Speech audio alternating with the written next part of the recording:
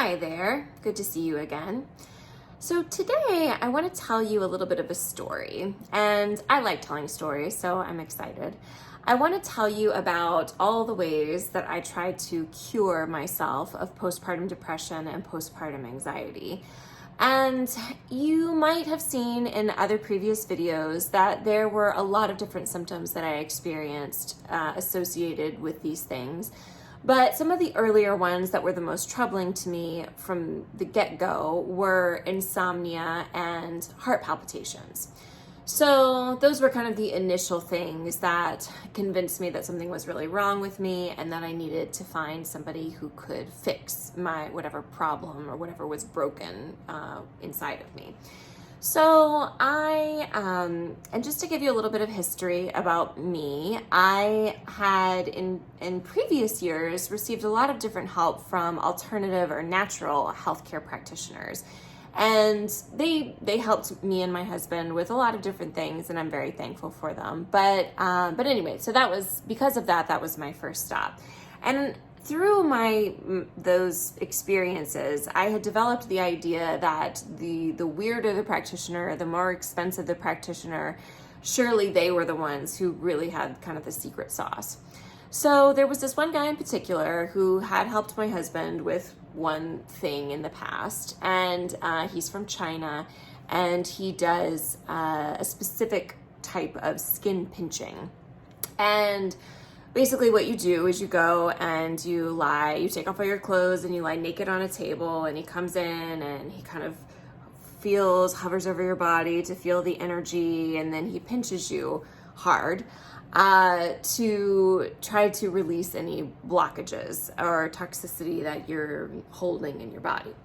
And anyway, lots of people have received pretty miraculous healing or have miraculous healing stories from this guy. So I figured, well, super weird, super expensive, so surely he must be the person who would have the key. So he was my first stop.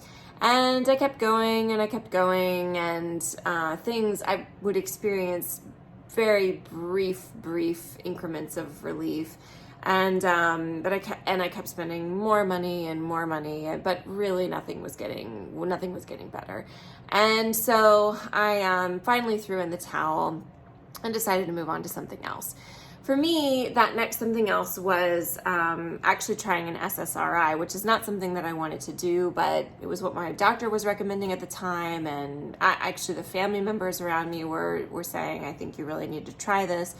And so I did. So I got on Zoloft, or sertraline to be specific, which is usually kind of the first line of defense for nursing mothers, because it's supposed to be safe for breastfeeding. So I started that and tried it for a few weeks, and I didn't really like how I felt on it. And not only that, I also had certain symptoms. So the insomnia that I was dealing with had started to kind of get better, but I kind of had a new wave of insomnia, but it was a different kind. It wasn't what I was dealing with initially. And it seemed to coincide with getting on the sertraline. And so I decided, you know what, I don't want to do this. I'm going to wean off of it. So I did. And those side effects that I was dealing with did go away. But I still had all of the other things that I was dealing with, the panic attacks, the heart palpitations, the intrusive thoughts.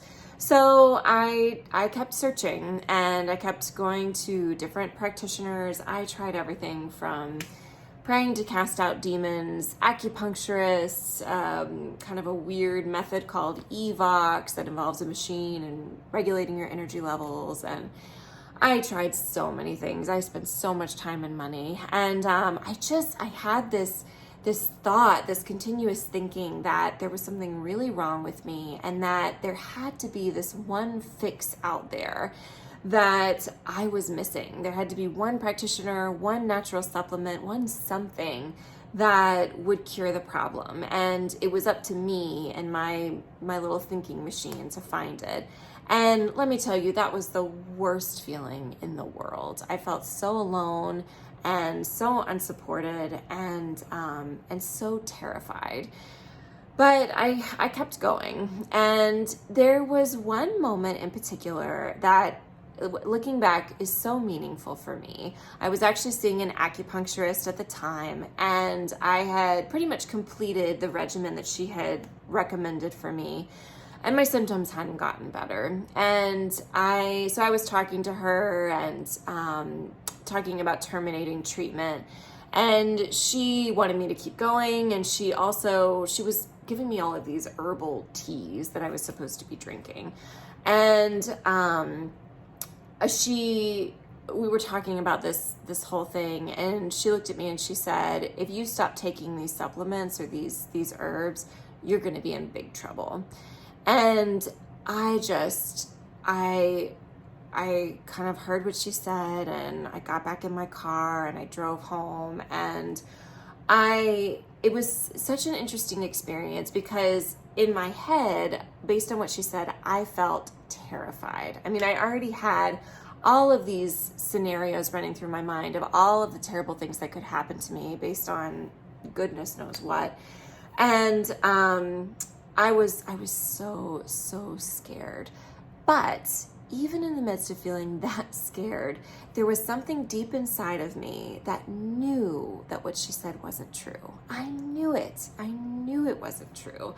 So, I walked into my house, and my mother-in-law was there, and she asked me how it went, and I burst into tears, and I mean, I'm sure my heart was pounding out of my chest, and I felt horrible, but deep down, even in the midst of all that, I knew that I was going to be okay.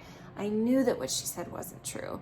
And you know what? I'm so proud to say I did order the supplements, but I did not go and pick them up. And it wasn't because I felt super confident and knew that, my inner wisdom was talking to me and that I didn't need it. But for whatever reason, I decided to listen to that still small voice instead of listening to my head and my body, which were both raging at me. And looking back, even though I didn't really know it at the time, that was my inner wisdom that was leading me and guiding me.